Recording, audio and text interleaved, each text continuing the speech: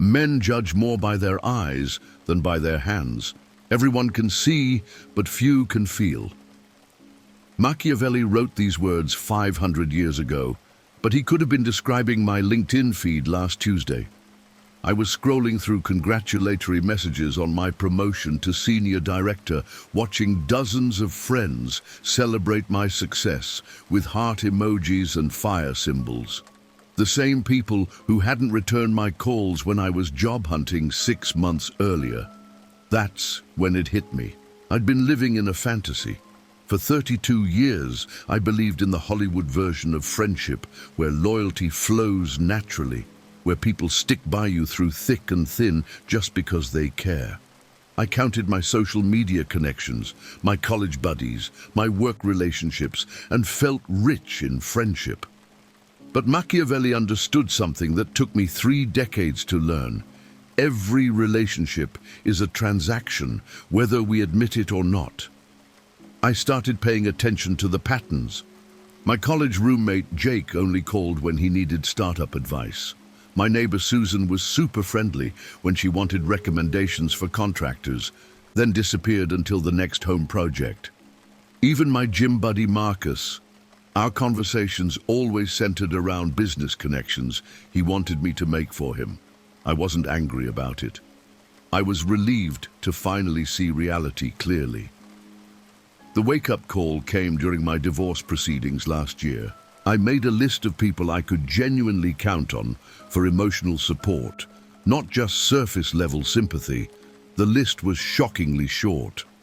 Out of my 230 Facebook friends, maybe 4 people actually showed up when life got messy. The rest offered thoughts and prayers from a safe distance, waiting to see which way the wind would blow before choosing sides. I decided to test this theory systematically. For 3 months, I stopped initiating contact with everyone in my network. I didn't offer help, didn't share resources, didn't provide my usual value adds in conversations. The results were fascinating and brutal. About 70% of my relationships simply disappeared. Radio silence. They had no reason to maintain contact once I stopped being useful. My business mentor Robert taught me to map every relationship by asking one simple question. What does this person gain by staying connected to me? It sounds cynical, but it's incredibly liberating. My assistant values job security and career growth opportunities. My tennis partner enjoys access to my country club's premium courts. My investment buddy appreciates my tech industry insights that help his portfolio decisions. Understanding these dynamics doesn't make relationships fake. It makes them honest. I still care about these people, but now I see the full picture. When my assistant goes above and beyond, I know she's investing in her future. When my tennis partner introduces me to potential clients, he's maintaining access to amenities. It's not manipulation. It's human nature in its rawest form.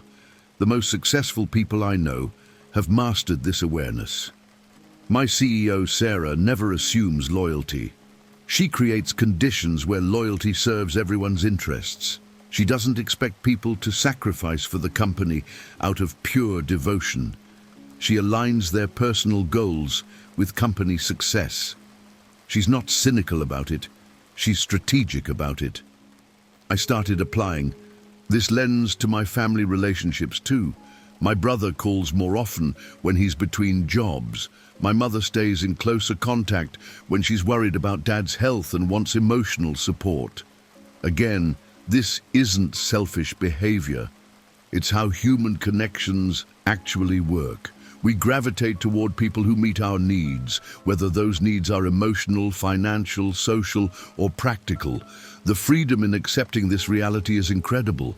I stopped feeling betrayed when people acted in their own interests. I stopped taking it personally when relationships shifted based on changing circumstances. Instead, I started focusing on creating genuine mutual value in my important relationships, making sure the people I cared about had good reasons to invest in our connection beyond temporary emotions. Now I evaluate potential friends and business partners through a completely different filter. I look at what they consistently need versus what I can consistently provide. I examine what I need versus what they can realistically offer long term. This approach has led to stronger, more sustainable relationships because everyone's motivations are clear from the beginning. But here's what I discovered that completely changed how I navigate these relationships. It's not enough just to understand that people act in their own interests. The real game changer is understanding exactly what those interests are at any given moment and how those interests might shift when circumstances change. That's where the real strategy begins.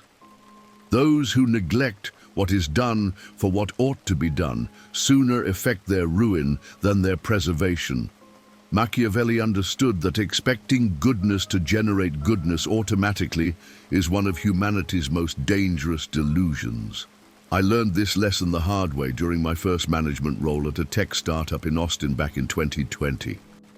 I was 28 and determined to be the cool boss everyone would love working for. I covered for team members when they missed deadlines, took blame for their mistakes in leadership meetings, and even lent money to a developer named Marcus who was struggling with rent. I genuinely believed that if I treated people with exceptional kindness, they'd naturally want to reciprocate and go above and beyond for me and the company. The reality check came during our quarterly review cycle. Despite all my support and protection, my team's performance metrics were actually declining compared to other departments. Marcus, the guy I'd helped with rent money, was consistently late to meetings and had started treating my flexibility as weakness. Sarah, whose project failures I'd covered for, began openly questioning my decisions in team calls. My mentor, Lisa, pulled me aside after a particularly rough leadership meeting. "David," she said, "you're creating a culture where mediocrity is rewarded and accountability doesn't exist. People aren't respecting your kindness. They're exploiting it." She was right, but it stung because I'd been operating from such genuine good intentions. I decided to run an experiment for the next 2 months. I stopped covering for mistakes, stopped lending money, and started holding everyone accountable for their actual deliverables. I maintained professionalism, but eliminated the extra layer of protection I'd been providing. The responses were telling and uncomfortable. 3 team members immediately became hostile, as if I'd betrayed some unspoken agreement. Marcus actually complained to HR that I was becoming unreasonable because I expected him to arrive on time and meet deadlines. Sarah started spreading rumors that the promotion had gone to my head. These were people I genuinely tried to help and protect for months. But something interesting happened with the other half of my team. Jenny, who I'd barely interacted with because she never needed help, started approaching me with innovative project ideas. Tom, who consistently delivered good work, began staying late to mentor struggling colleagues voluntarily. The people who didn't need constant protection actually responded positively to clear expectations and boundaries. This taught me that reciprocity isn't natural. It's conditional. It only works between people who view themselves as equals and who have something valuable to lose. When there's a perceived power imbalance, excessive kindness gets interpreted as either weakness or manipulation. The brain doesn't process generosity from a superior as genuine. It processes it as strategy or pity. I started studying how successful leaders managed this balance. My company's CEO, Amanda, was remarkably strategic about when she showed flexibility versus when she held firm. She'd be incredibly supportive during genuine emergencies or family crises, but ruthlessly consistent about performance standards. Her team both respected and genuinely liked her because her kindness felt earned, not automatic. The breakthrough came when I realized that respect has to precede affection in professional relationships. People need to understand your standards and boundaries before they can appreciate your flexibility within those boundaries. When I restructured my approach to establish credibility first, then show strategic kindness, the team dynamics completely shifted. Within 6 months, my department had the highest performance ratings in the company. More importantly, the relationships felt more genuine because they were based on mutual respect rather than one-sided generosity. The people who stayed were ones who could match my level of commitment and professionalism. But mastering reciprocity was just the beginning of understanding human motivation. What I discovered next about the hidden interests driving every relationship completely changed how I approached both business partnerships and personal friendships. The surface-level motivations people express are rarely the real reasons they maintain connections. It is better to be feared than loved, if we cannot be both. Machiavelli wrote this because he understood that every human relationship operates on layers of hidden motivations that most people refuse to acknowledge. I discovered just how blind I'd been to these dynamics during a business partnership that nearly cost me everything I'd built. In early 2021, I was launching a digital marketing consultancy and met Brian through a mutual connection at a networking event in Denver. He seemed perfect, experienced, well-connected, and genuinely enthusiastic about partnering with me. We had amazing chemistry during our coffee meetings, and I felt like I'd finally found someone who shared my vision for building something meaningful together. Brian offered to invest $50,000 for a 25% equity stake, which seemed incredibly generous at the time. He had this way of making me feel like we were brothers in arms, talking about long-term dreams and how we'd support each other through the inevitable challenges of entrepreneurship. I was so caught up in the excitement of having a true partner that I didn't dig deeper into his actual motivations. The red flags started appearing about 3 months into our partnership. Brian would show up to client meetings unprepared, but then dominate conversations with impressive industry jargon that didn't translate to actual results. He name-dropped constantly about his previous ventures, but when I tried to verify some of his claims, the stories didn't quite add up. Still, I brushed off my concerns because I wanted to believe in our partnership. The turning point came when I discovered Brian had been positioning himself as the primary contact with our 3 biggest clients, subtly redirecting their communications through his email instead of our shared company accounts. When I confronted him about it, he claimed it was just more efficient for client management, but my gut told me something else was happening. I hired a private investigator to do some basic background research, and what I found was devastating. Brian had pulled this exact same pattern with 2 other startups in the past 18 months. He'd invest just enough money to gain credibility and access, then systematically extract the most valuable clients and relationships before the partnerships inevitably dissolved. He wasn't building businesses, he was harvesting them. The realization hit me like a sledgehammer. Brian had never been interested in our shared vision or long-term partnership. His hidden interest was using my industry expertise and client development skills to identify and access profitable opportunities he could later control independently. Every enthusiastic conversation about our future had been reconnaissance disguised as friendship. I immediately started documenting everything and consulting with a business attorney. Within 6 weeks, I'd restructured our partnership agreement and bought back his equity stake at a premium, which he accepted surprisingly quickly. He knew I'd figured out his game, and he moved on to find easier targets. The experience cost me $73,000, but the education was priceless. After that betrayal, I developed a systematic approach to mapping everyone's hidden interests before entering into any significant relationship. I started asking myself specific questions. What does this person gain by being connected to me that they can't get elsewhere? What would they lose if our relationship ended tomorrow? How do their stated goals align with their actual behaviors over time? This lens completely transformed how I evaluated potential business, partners, employees, and even personal relationships. My current business partner, Catherine, and I spent months explicitly discussing our individual motivations, backup plans, and potential conflict scenarios before formalizing anything. That uncomfortable honesty has created the strongest professional relationship I've ever had. The most successful people I know have mastered this skill of seeing beneath surface motivations. They don't take anyone's stated intentions at face value. They observe patterns of behavior over months and years to understand what really drives people's decisions. It's not cynical, it's realistic.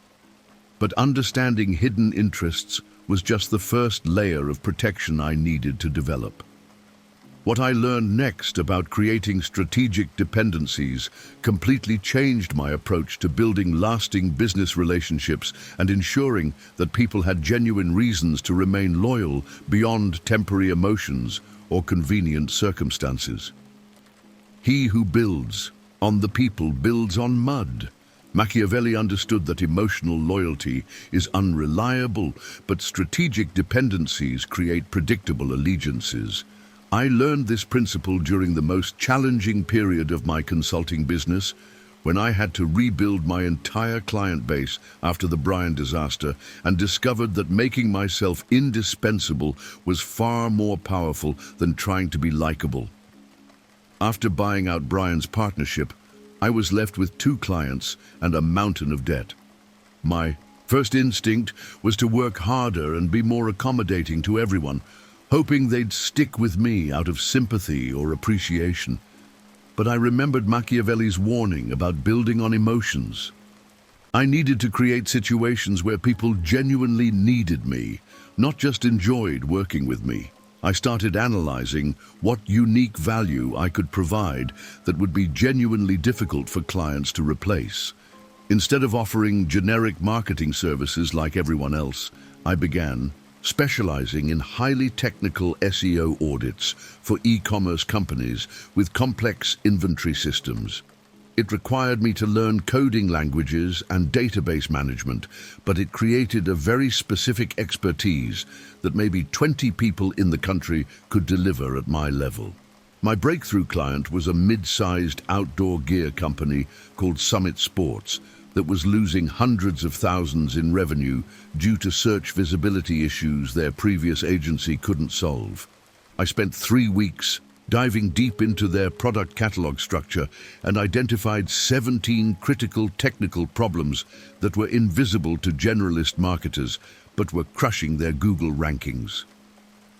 Within 4 months of implementing my solutions, Summit Sports saw a 43% increase in organic search traffic and added over $200,000 in quarterly revenue directly traceable to the technical fixes. But here's the key. I didn't just fix their problems and move on. I made sure they understood that maintaining these improvements required ongoing technical monitoring that only someone with my specific skill set could provide effectively. I structured my relationship with Summit Sports so they became genuinely dependent on my expertise, not just satisfied with my results. I created detailed monthly technical reports that their internal team couldn't produce themselves. I provided training sessions that made their staff more effective, but also highlighted the complexity of what I was managing behind the scenes. They valued me not just for past results, but for future protection of those results. This approach worked so well that I replicated it with every new client. I'd identify their most critical vulnerabilities, develop unique solutions, then create ongoing systems that required my continued involvement to maintain.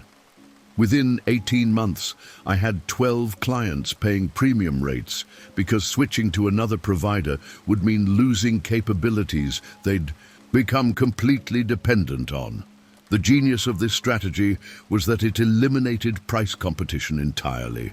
When you're the only person who can solve a specific critical problem, clients don't shop around for cheaper alternatives. They protect their relationship with you. My client retention rate went from 67% to 94%, and I was able to raise rates twice without losing a single account. But I was careful never to cross the line into creating unhealthy dependencies or holding clients hostage. Everything I did genuinely improved their businesses and made their teams more capable. The dependency was based on value creation, not manipulation or withholding information. I wanted clients who chose to stay because I was their best option, not because they felt trapped. I applied this same principle to building my team. Instead of hiring generalists who could easily be replaced, I invested in training people in very specific skill combinations that made them uniquely valuable. My lead developer, Maria, became expert in both advanced SEO techniques and conversion optimization, a combination that maybe 50 people worldwide possess.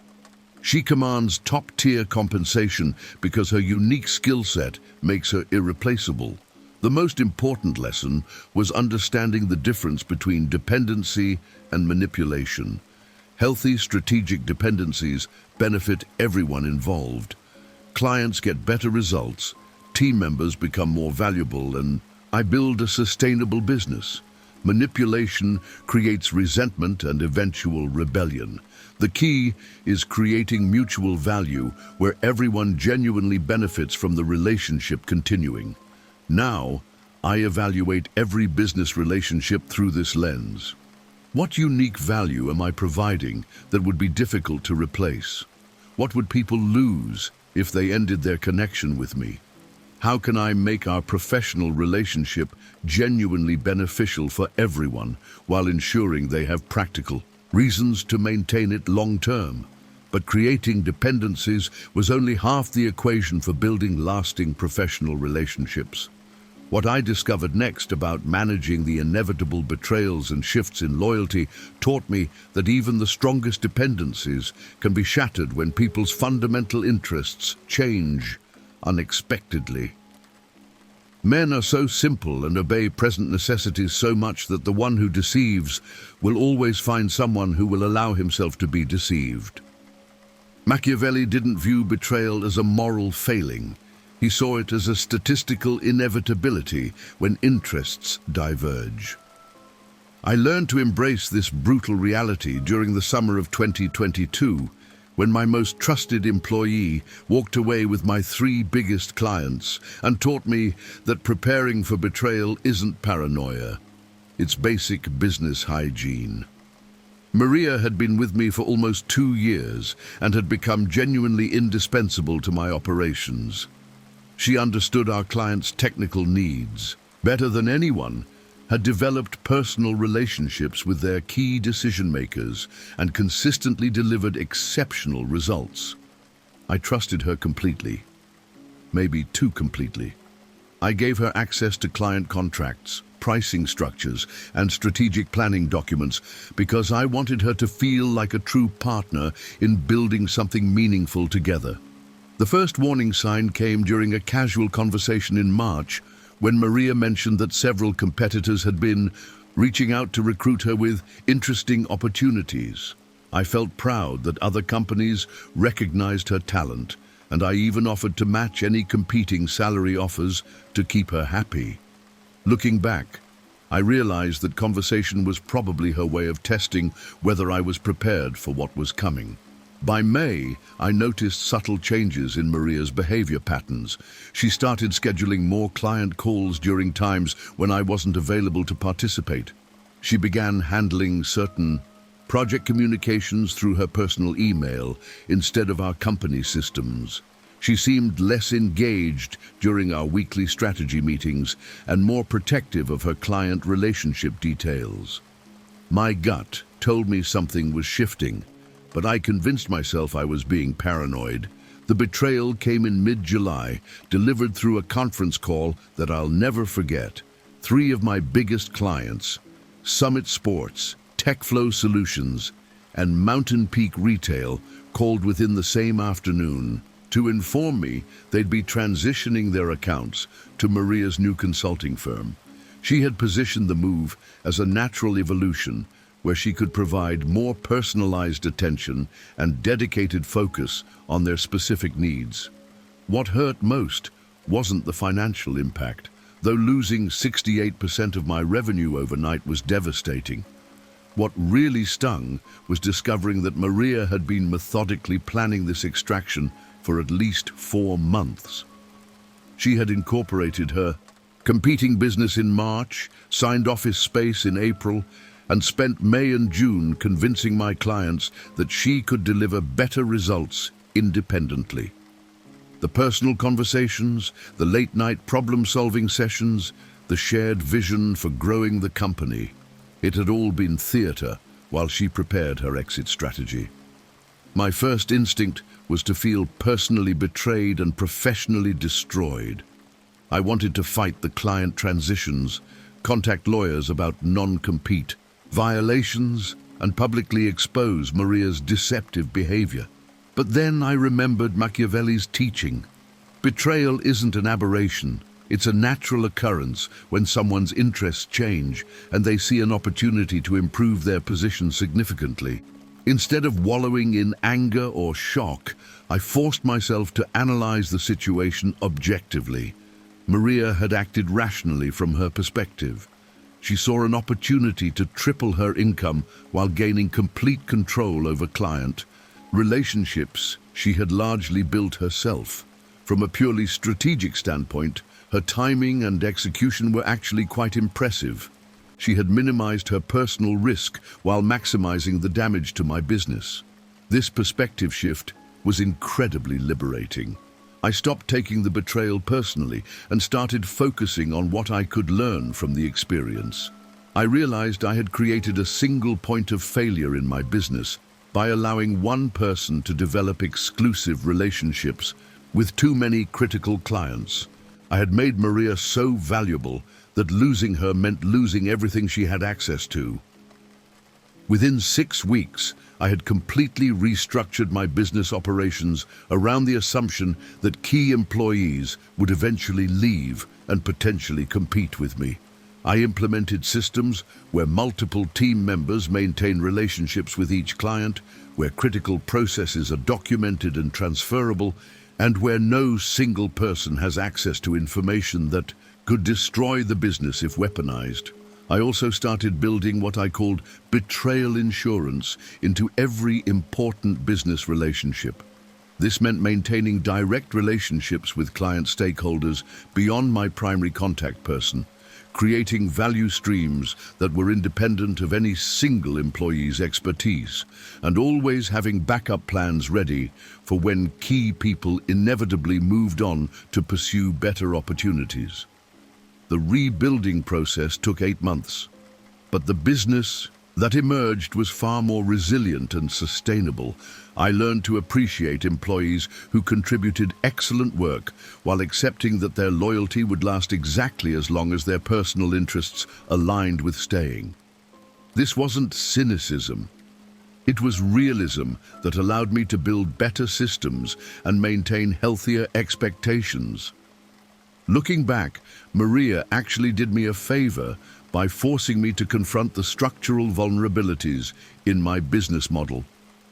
If she hadn't betrayed me in 2022, someone else would have done it eventually, and the damage might have been even worse if I'd remained naive about the inevitability of key people pursuing better opportunities. But surviving betrayal was just one part of building anti-fragile business relationships. What I discovered next about managing the social masks that everyone wears taught me that even the people who seem most genuine and transparent are constantly performing different versions of themselves depending on their audience and objectives. Everyone sees what you appear to be, few feel what you are.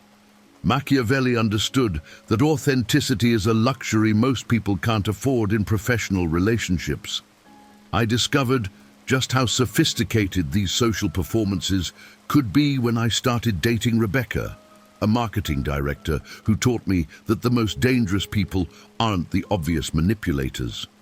They're the ones who have perfected the art of seeming completely genuine while wearing carefully crafted masks for every situation. I met Rebecca at a tech industry conference in San Francisco in September 2022, just as I was rebuilding my business after Maria's betrayal.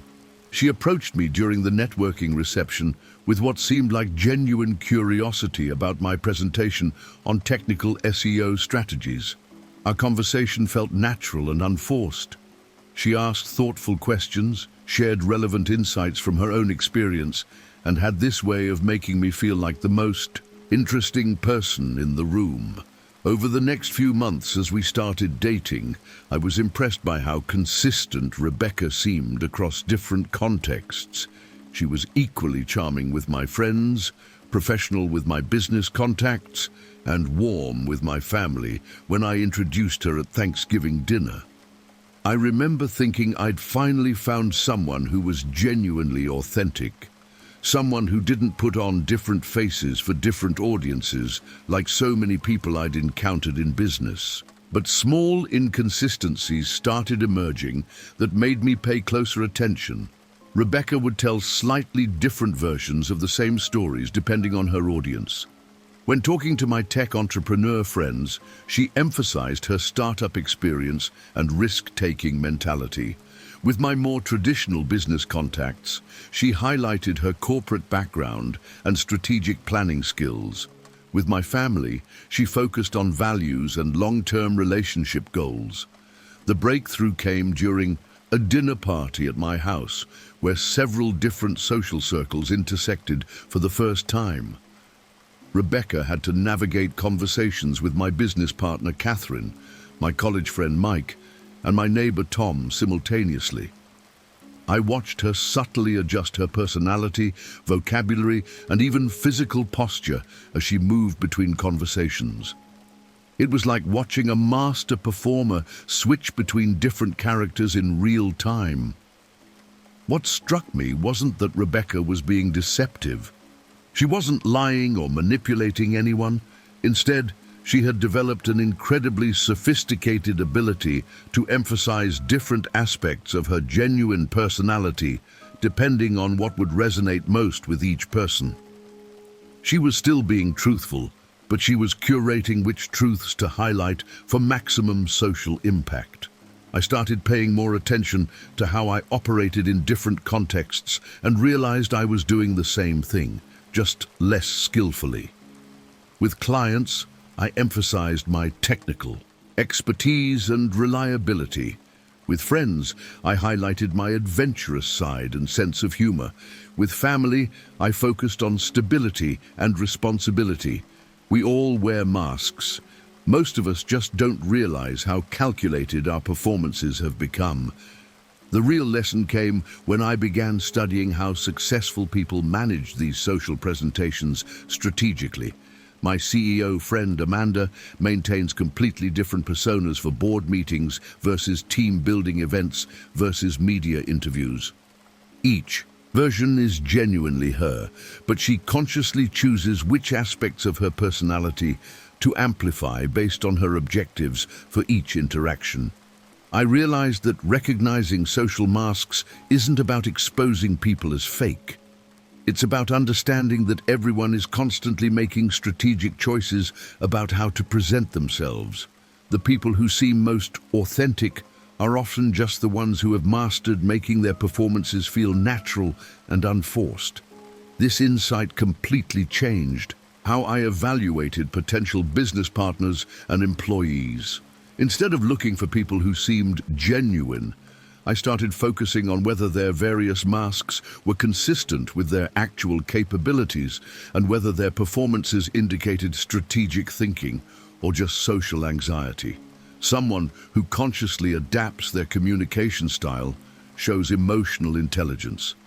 Someone whose story changes randomly shows unreliability. I also became much more intentional about my own social presentations. I developed what I call my professional mask for client interactions, my leadership mask for team management, and my strategic mask for investor meetings.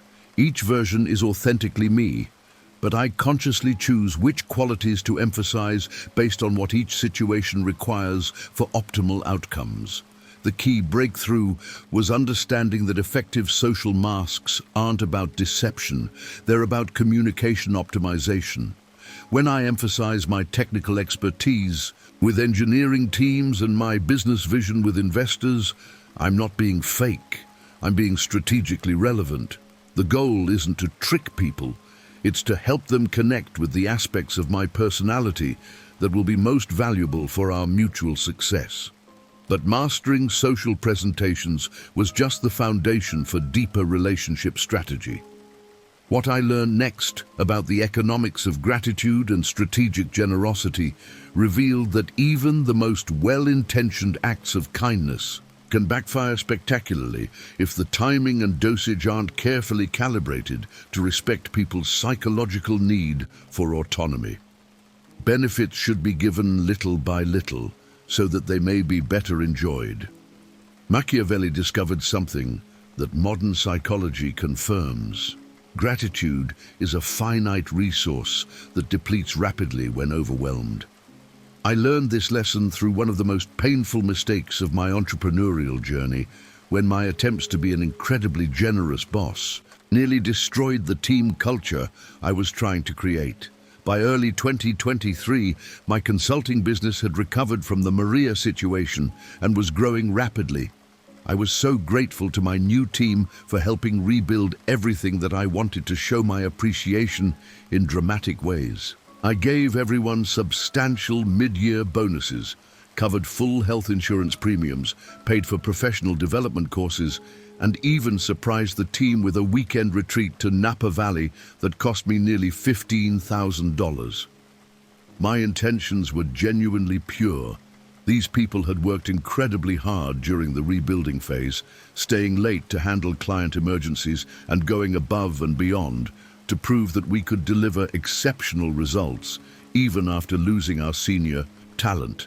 I felt like celebrating their loyalty and showing them that their dedication was valued and rewarded. I wanted to create a culture where people felt genuinely appreciated for their contributions. But something strange started happening about 2 months after the Napa retreat. The team's energy and motivation began declining noticeably. People started arriving later, leaving earlier, and seemed less engaged during our weekly strategy meetings.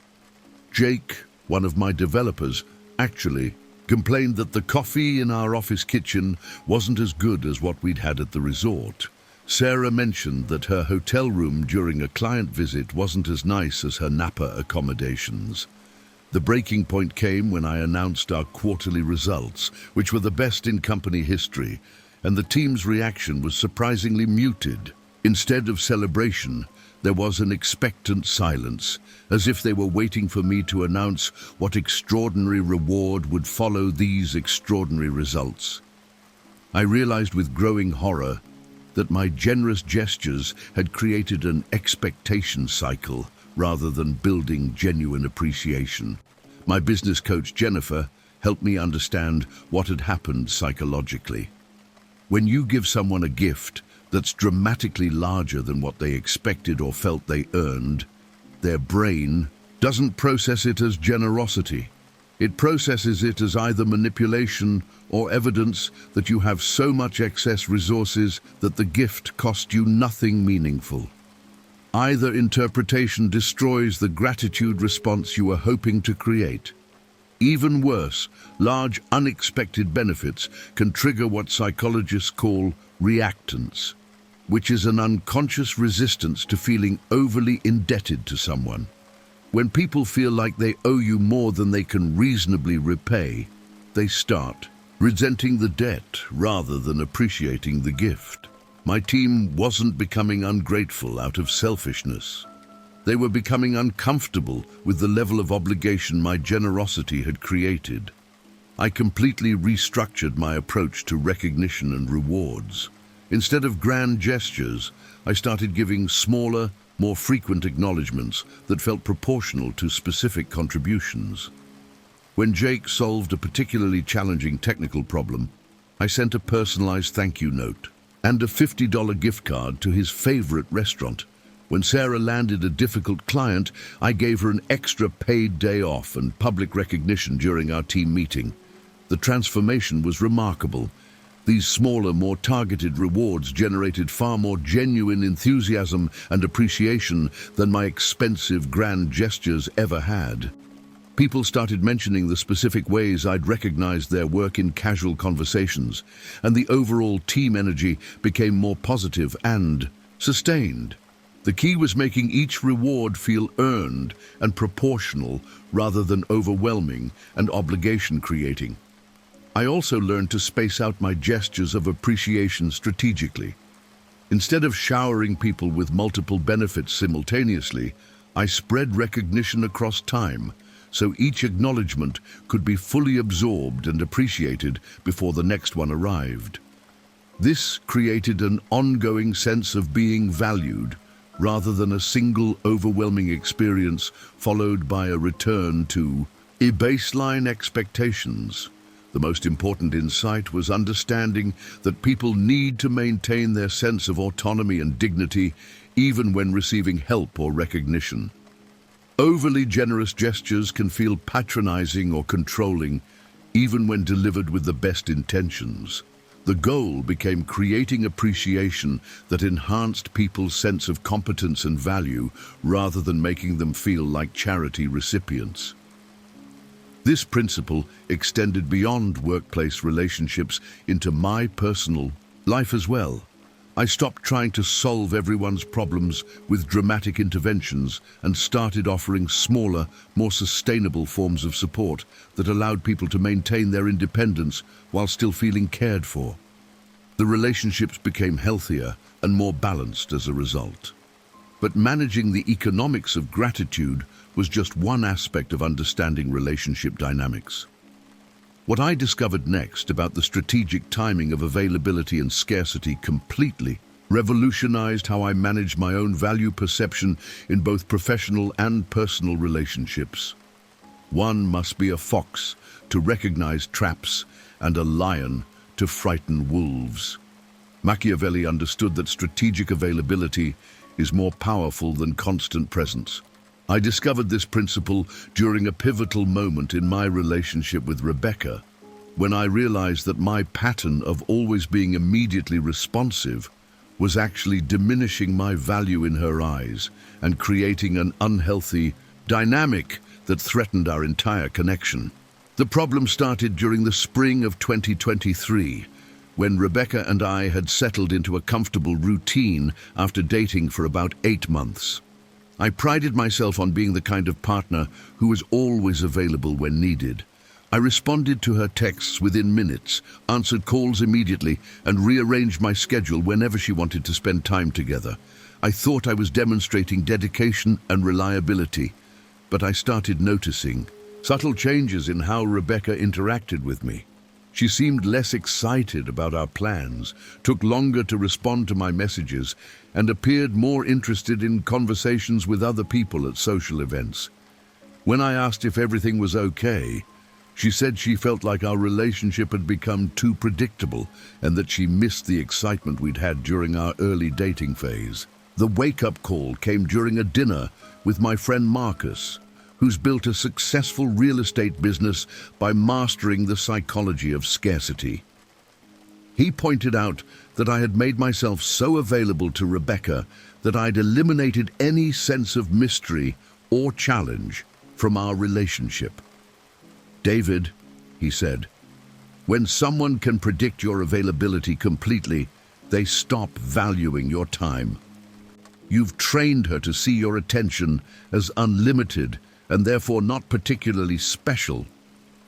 I realized that my pattern of immediate responsiveness had created several unintended consequences. First, Rebecca never experienced the anticipation of waiting for my reply, which eliminated the small dopamine hits that build attraction over time. Second, she never had to compete for my attention or wonder about my priorities, which removed the natural tension that keeps relationships dynamic. Third, I had inadvertently signaled that my own life and commitments weren't particularly important. I decided to experiment with strategic unavailability for the next month. I started responding to Rebecca's texts after a few hours rather than immediately, scheduling our dates with more advance notice instead of dropping everything when she was free, and occasionally declining invitations when I had other commitments or simply wanted to maintain some independence. I wasn't playing games. I was recalibrating our dynamic to be healthier for both of us. The results were immediate and dramatic. Rebecca's interest and engagement increased noticeably within the first week. She started initiating more conversations, planning creative date ideas, and seemed genuinely more excited about the time we spent together. The anticipation between our interactions had restored the energy that constant availability had drained from our relationship. But the real lesson came when I applied this principle to my professional relationships as well. I had been making the same mistake with clients, always responding immediately to emails and being available for calls whenever they wanted to discuss projects. While this seemed like excellent customer service, it was actually training them to undervalue my expertise and treat my time as infinitely flexible. I restructured my communication patterns to create more intentional boundaries. I established specific hours for client communications, implemented a 24-hour response policy instead of immediate replies, and started scheduling strategy. Sessions during designated time blocks rather than accommodating every urgent request. I positioned these changes as professional development improvements rather than availability reductions. The transformation in client relationships was remarkable. People started preparing more thoughtfully for our scheduled conversations, seemed to value my input more highly, and began treating me as a strategic advisor rather than an on-demand service provider. My hourly rates increased by 30% over 6 months, not because I was delivering different work, but because the scarcity of my availability had enhanced the perceived value of my time. I learned to distinguish between healthy strategic distance and manipulative game playing. The goal wasn't to create artificial scarcity or make people chase me for validation. It was to maintain enough independence and unpredictability to keep relationships dynamic and mutually engaging. When someone knows they can access you anytime without effort, they stop appreciating the privilege of your attention. This principle extended to social media and digital communications as well. I stopped being the person who liked every post immediately, commented on everything, and maintained constant online presence. Instead, I became more selective about my digital interactions, which made each engagement feel more meaningful and increased the impact when I did participate in conversations. The key insight was understanding that attention and availability are finite resources that become more valuable when rationed appropriately. People appreciate what they have to work for or wait for more than what's constantly available. This isn't manipulation. It's basic human psychology that smart people learn to work with rather than against.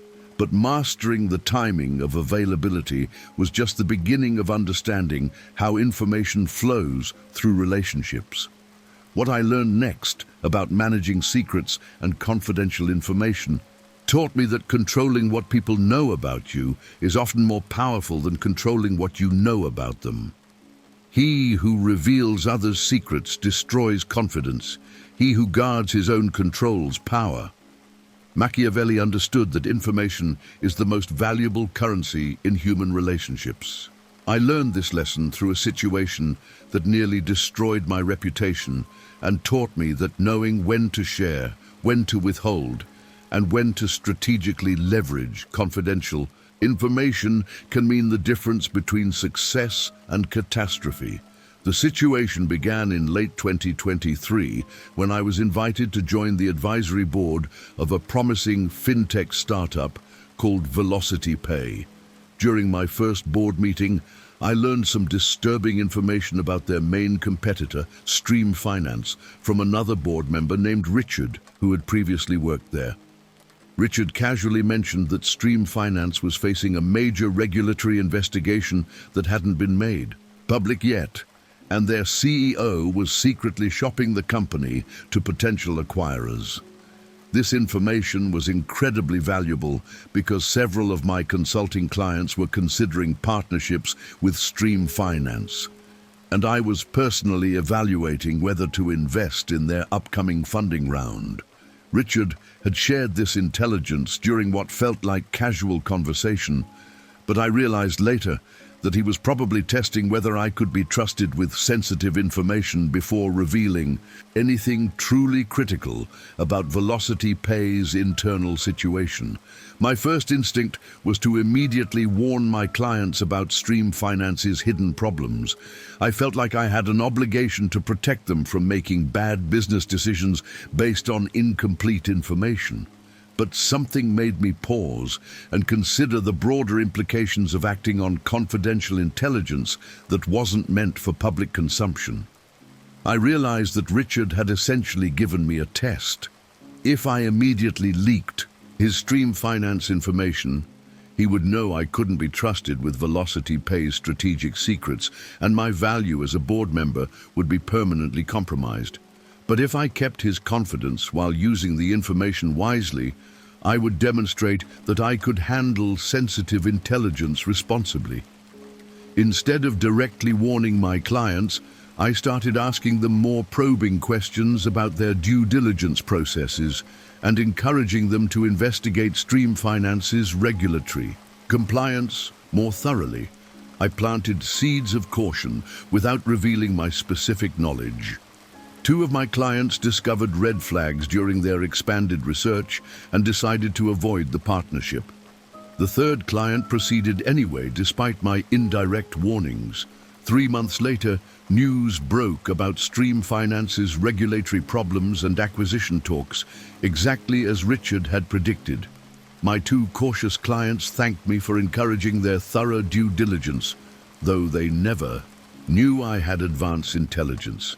The client who ignored my guidance lost approximately $200,000 when their Stream Finance partnership collapsed, but the real payoff came from earning Richard's trust.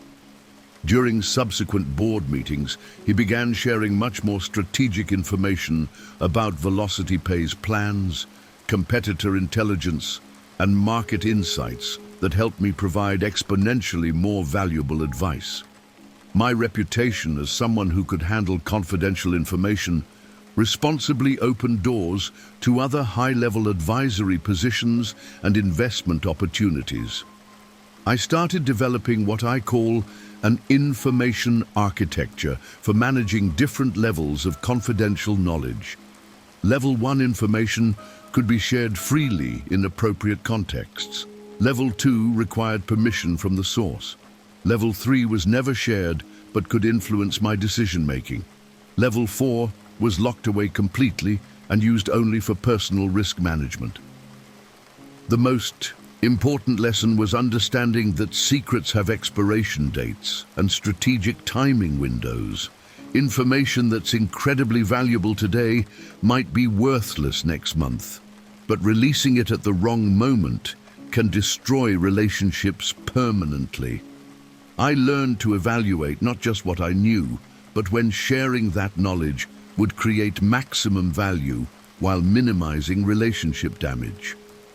I also realized that people constantly test your discretion through smaller revelations before trusting you with truly sensitive information. When someone shares something moderately confidential, they're usually evaluating whether you can handle bigger secrets responsibly. How you manage the small tests determines what level of intelligence you'll have access to in the future. This principle extended beyond business relationships into personal ones as well. I became much more strategic about what personal information I shared and with whom.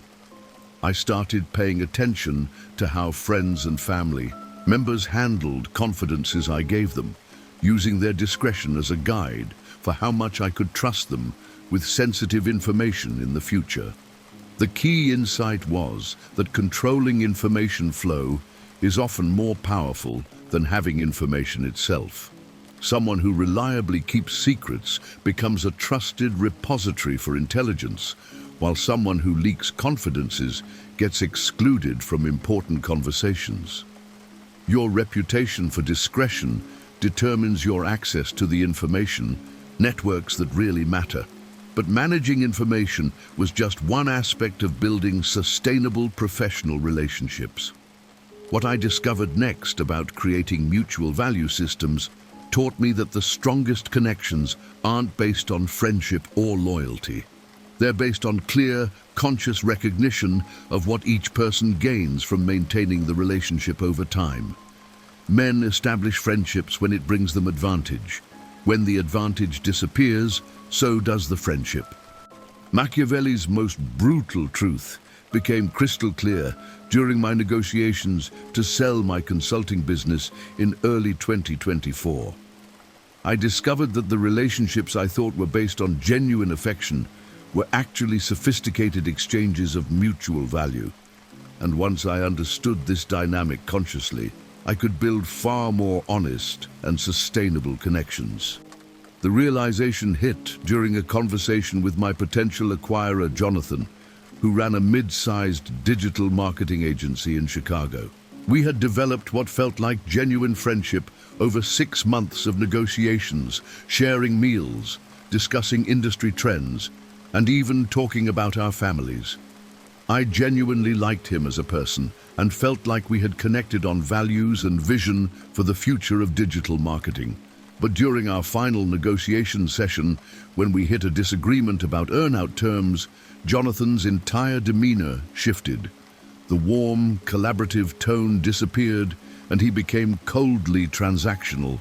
He leveraged every piece of personal information I'd shared about my financial situation and future plans to pressure me into accepting terms that heavily favored his position. I realized that our friendship had been strategic intelligence gathering disguised as relationship building. My first reaction was feeling personally betrayed, but then I stepped back and analyzed the situation objectively. Jonathan hadn't been deceptive. He had been strategic. Every dinner conversation, every shared industry insight, every moment of apparent bonding had served his legitimate business objective of understanding my motivations and negotiating position. He was playing the game at a higher level than I was. I decided to match his strategic approach rather than retreating into emotional responses. I spent 2 weeks mapping exactly what Jonathan gained from acquiring my business versus what I offered beyond just the financial transaction. He needed my technical expertise to serve larger enterprise clients, my reputation in the SEO community for credibility, and my existing client relationships for immediate revenue. But he also needed my cooperation during the integration period to ensure client retention. Armed with this analysis, I restructured our final negotiation around explicit mutual benefits rather than assumed friendship. I offered to extend my transition period and provide additional technical training for his team in exchange for better earn-out terms and retention. Bonuses tied to client satisfaction metrics. Instead of appealing to our personal relationship, I focused on how our continued collaboration would benefit both of our long-term business objectives. The transformation in our dynamic was immediate and surprisingly positive. Jonathan seemed more comfortable once we were both operating on clearly transactional terms. The negotiation moved faster. The terms became more favorable for both sides, and we actually developed more genuine respect for each other once the pretense of pure friendship was removed. We closed the deal 3 weeks later at a valuation that exceeded my initial expectations by 18%. But the real lesson came after the acquisition was complete. Jonathan and I maintained a strong working relationship throughout the integration period precisely because we both understood what we needed from each other and delivered consistently on those expectations. Without the confusion of mixing business objectives with Personal friendship, we could focus on creating mutual value efficiently.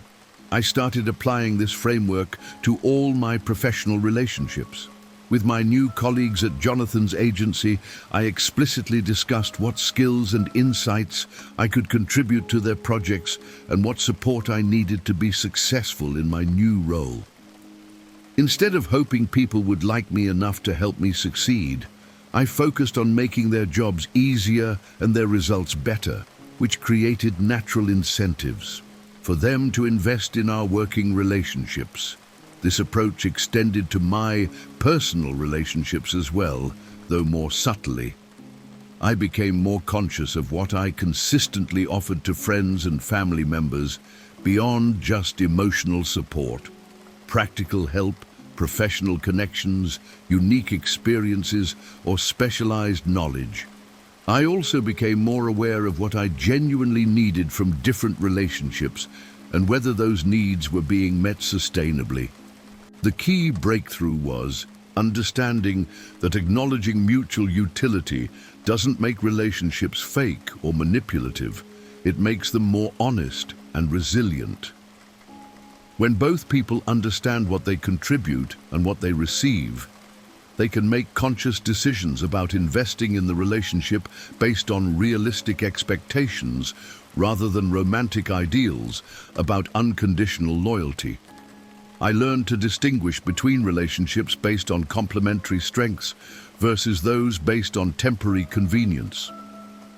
The strongest professional partnerships paired people whose skills and resources enhanced each other's capabilities over time. The weakest connections were based on immediate needs that would eventually be satisfied by alternative sources. My current business partnerships and closest friendships are built on foundations of explicit mutual benefit, where everyone involved understands what they contribute and what they gain. This clarity has created relationships that are both more practical and more genuinely affectionate because the underlying exchange is fair and sustainable for everyone involved. But understanding mutual utility was just the foundation for the final lesson I needed to learn about power dynamics in relationships. What I discovered about controlling my own narrative and reputation taught me that how others perceive you is often more important than what you actually accomplish. And managing that perception requires the same strategic thinking as any other business. In challenge, he who controls how he is seen by others controls how he is treated by them. Machiavelli understood that perception shapes reality in human relationships. I learned this lesson the hard way when a former client launched a public attack on my reputation that threatened to destroy everything I'd built, and I discovered that your professional narrative is either something you actively manage or something others will define for you. The crisis began 6 months after my business acquisition in mid-2024 when a client named Thomas Chen posted a scathing review on multiple platforms, claiming that my SEO strategies had actually hurt his e-commerce business rather than helping it. Thomas ran a specialty electronics company that had struggled with declining sales, and he blamed my technical recommendations for his continued problems. His posts on Google Reviews, LinkedIn, and industry forums painted me as incompetent and potentially fraudulent. What made the situation particularly dangerous was that Thomas was articulate and had legitimate business credentials. His accusations weren't obviously false or emotionally unhinged. They were detailed criticisms of specific technical decisions I'd made during our 6-month engagement. He claimed that my site restructuring had caused his search rankings to drop, and that my conversion optimization changes had actually reduced his sales by 12%. My first instinct was to respond defensively with a point-by-point refutation of his claims. I wanted to explain the technical rationale behind each decision and provide data showing that his problems predated our engagement. But my lawyer advised against engaging in a public back and forth that would only amplify the controversy and potentially expose me to defamation liability if I made any factual errors about Thomas's business situation. Instead, I focused on proactively controlling the narrative around my expertise and reputation. I reached out to 8 of my most successful clients and asked them to share their experiences working with me on LinkedIn and industry forums. I didn't ask them to attack Thomas or even reference his specific complaints. I simply requested that they document the results they'd achieved through our collaboration. Within 2 weeks, I had detailed case studies and testimonials from clients whose organic traffic had increased by an average of 67% and whose revenue had grown by an average of 43% during our engagements. These weren't generic endorsements. They were specific success stories with measurable outcomes that demonstrated my track record far more effectively than any defensive argument could have. I also started publishing more technical content that showcased my expertise without directly addressing the controversy. I wrote detailed analysis pieces about recent Google algorithm updates, created video tutorials explaining complex SEO strategies, and participated in industry podcasts where I could demonstrate my knowledge through substantive conversations rather than defensive arguments. The turning point came when I discovered that Thomas's business problems were actually caused by supply chain issues and pricing strategy mistakes that had nothing to do with digital marketing. 2 of his competitors had experienced similar sales declines during the same period due to industry-wide challenges. But instead of publicizing this information, I let the positive narrative I was building speak for itself. Over the next 3 months, Thomas's accusations were gradually buried by the volume of positive content and testimonials I was generating. New potential clients who researched my reputation found pages of success stories and technical expertise before they encountered his negative reviews. The controversy didn't disappear, but it became a minor data point rather than the dominant narrative about my professional capabilities. The most valuable lesson was understanding that reputation management is proactive work, not reactive damage control. The best time to build a strong narrative about your expertise and character is when you don't need it, not when you're under attack. I started maintaining detailed documentation of client results, regularly publishing thought leadership content, and systematically building relationships with industry influencers who could vouch for my work. I also learned to think about my professional narrative across multiple time horizons. Short-term reputation management focused on immediate crises and opportunities. Medium-term strategy involved building consistent expertise demonstration over months and years. Long-term narrative development meant positioning myself as a recognized authority in specific technical specializations that would be difficult for competitors to challenge. This experience taught me that every professional interaction contributes to your overall narrative, whether you're conscious of it or not. Client communications, industry conference presentations, social media posts, and even casual networking conversations all feed into how people understand your capabilities and character.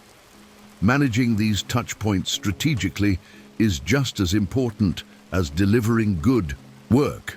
I started viewing my reputation as a strategic asset that required the same careful attention as financial planning or business development. I allocated time each week to creating content that reinforced my desired narrative, maintaining relationships with people who could amplify positive messages about my work, and monitoring how my professional story was being told in different contexts. But mastering narrative control was just the penultimate step in my development as a strategic thinker. What I learned next about transcending these power dynamics while still remaining effective taught me that the highest level of Machiavellian wisdom isn't about becoming a master manipulator. It's about understanding the game so thoroughly that you can choose when to play by different rules. He who is prudent sees difficulties when they are still far off, and therefore can easily remedy them. But when, through not having seen them, he allows them to approach so that everyone sees them, there is no longer any remedy. Machiavelli's ultimate teaching isn't about wielding power constantly. It's about having the wisdom to see when not to use it. I discovered this final lesson during the most important decision of my professional life, when I had to choose between maximizing my strategic advantage and doing what was genuinely right for everyone involved. The situation arose in late 2024, almost a year after joining Jonathan's agency following my business acquisition.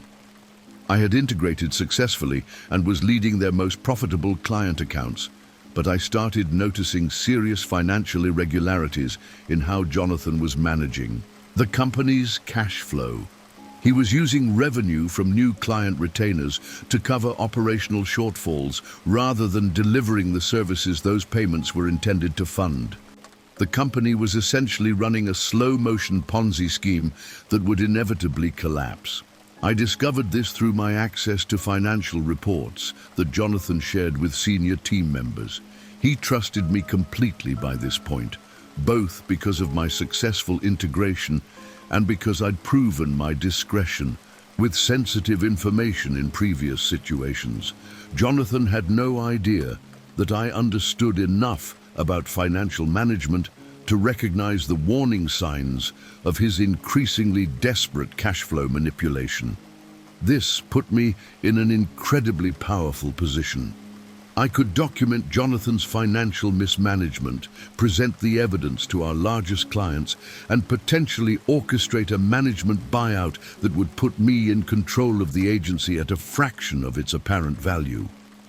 Given everything I'd learned about strategic thinking and self-interest, this was exactly the kind of opportunity that Machiavellian principles would suggest I should exploit ruthlessly. But I also understood the human cost of this approach.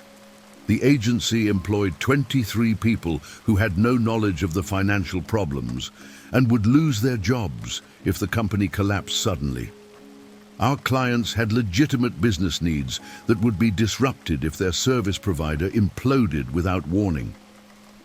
Jonathan himself, despite his poor financial decisions, had treated me fairly during our acquisition negotiations and integration period. I spent 2 weeks analyzing the situation from every angle. From a purely strategic perspective, letting Jonathan's scheme collapse naturally would eliminate a competitor and create opportunities for me to start a new agency with the best talent and client relationships from the wreckage. From an ethical perspective, I had obligations to prevent harm to innocent employees and clients who would suffer from Jonathan's financial mismanagement. The breakthrough came when I realized that this wasn't a choice between being strategic or being ethical. It was a choice between short-term tactical advantage and long-term strategic positioning. If I orchestrated Jonathan's downfall, I would gain immediate control, but would also establish a reputation as someone who destroys partners when it serves my interests. If I found a way to solve the crisis while maintaining relationships, I would build far more valuable long-term credibility and trust. I decided to approach Jonathan directly with a solution rather than exposing his problems publicly. I offered to provide a short-term loan to stabilize the company's cash flow in exchange for a larger equity stake and formal role in financial oversight. I positioned this as a growth investment rather than a crisis intervention, which allowed Jonathan to accept help without admitting the severity of his situation. The conversation was uncomfortable, but ultimately successful. Jonathan accepted my offer, and we restructured the company's financial management to prevent future cash flow crises. I gained significant control over strategic decisions without having to destroy existing relationships or cause unnecessary harm to employees and clients. The agency not only survived, but became more profitable and stable under our shared leadership. But the most important outcome was what this decision taught me about the highest level of strategic thinking. The ultimate Machiavellian skill isn't manipulating people more effectively. It's understanding power dynamics so thoroughly that you can choose when to transcend them. Sometimes the most strategic move is being genuinely generous from a position of strength. This experience changed how I approach every significant decision. I still analyze situations through the lens of interests, dependencies, and power dynamics that Machiavelli taught me to see, but now I also consider how each choice affects my long-term reputation, my relationships with people I genuinely care about, and my ability to build the kind of life and career that aligns with my deeper values. I learned that true mastery of these principles means having the option to be ruthless when necessary, while choosing to be constructive whenever possible. The people who understand power but can't transcend it become prisoners of their own strategic thinking. The people who can see all the angles but choose their responses consciously become genuinely powerful and genuinely respected. Looking back on this entire journey, from my naive beliefs about friendship to my sophisticated understanding of human nature, I realized that each painful lesson was necessary preparation for moments when real wisdom was required. The betrayals taught me to protect myself. The strategic victories taught me to be effective. But the final test was learning when to use that knowledge and when to transcend it. The most successful people I know today are those who can play the game when required, but aren't enslaved by it. They understand manipulation, but choose collaboration when possible. They recognize self-interest, but also consider collective benefit. They've learned Machiavelli's lessons well enough to know when not to apply them. And that knowledge makes them both more effective and more genuinely respected than those who never learned the rules in the first place.